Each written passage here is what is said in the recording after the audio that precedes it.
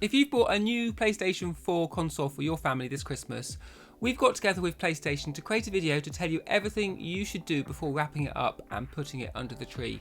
There's some simple steps that means you can avoid the wait on Christmas Day, get everything downloaded and updated beforehand, along with setting up users and parental settings to make sure that your family is playing games in the right way.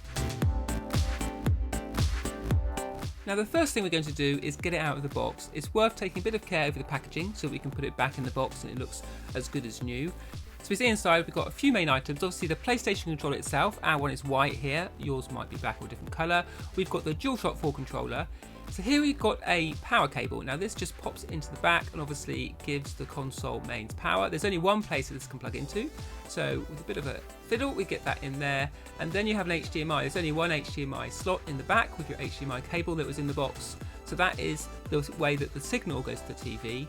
Then at the front, if we pick up the DualShock 4 controller, and it's worth saying at this point, in most of the PlayStation packs, you get one DualShock, so if you want to play with more than one person at a time, it may be worth considering buying additional controllers. You plug in the charging cable at the front there and plug it into the PlayStation.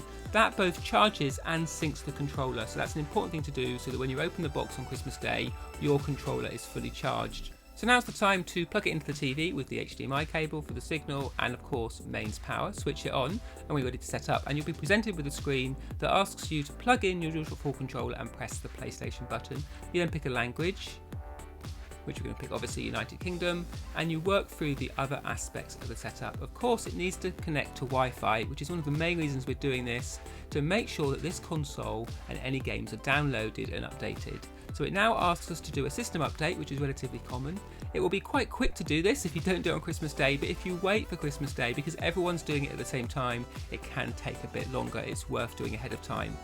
Once that update is complete, the system will restart and then you'll be presented with the main PlayStation screen. Now's the time to set up a user for PlayStation Network, or to sign in if you've got one. You need your email and your password.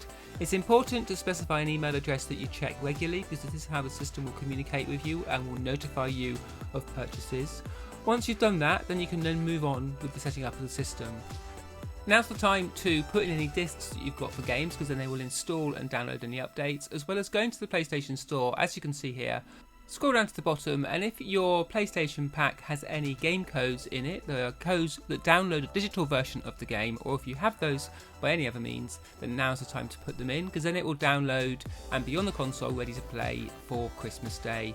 Once you've put in the code, you just click continue, and then that will start the download going. If you also already own any games, you can go to library. Now you're logged into this PlayStation, and you can get down to purchased.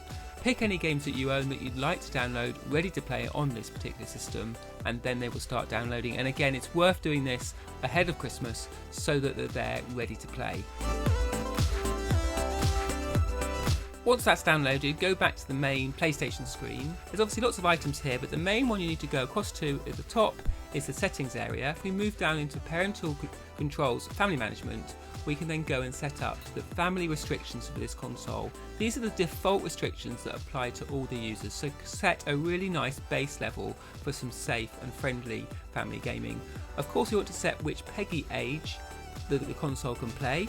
Now all that happens is if a child tries to play a game that is older than that default age limit, they have to enter that password that you set, or ask you for that password before they can play that game.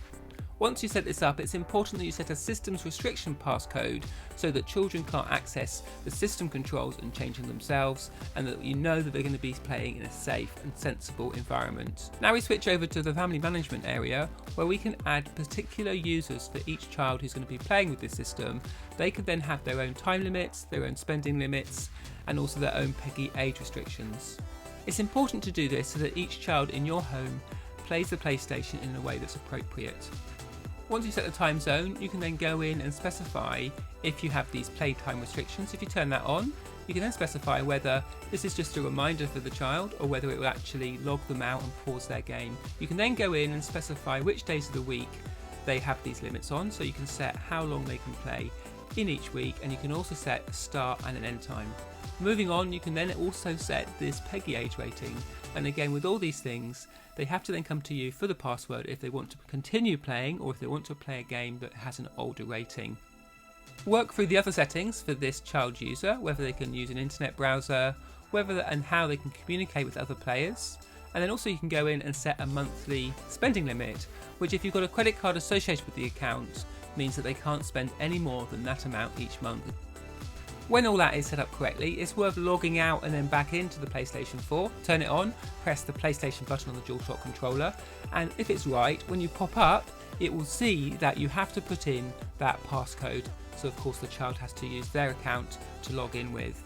All that remains is to put your PlayStation 4 back in its wrapping, safe in the knowledge that not only is it all ready to go and to play games on Christmas Day with all the system updates and games downloaded, but also you set up very specific users for each child in your home so that they can play in a way that you understand and that you can situate gaming as something that your family does together.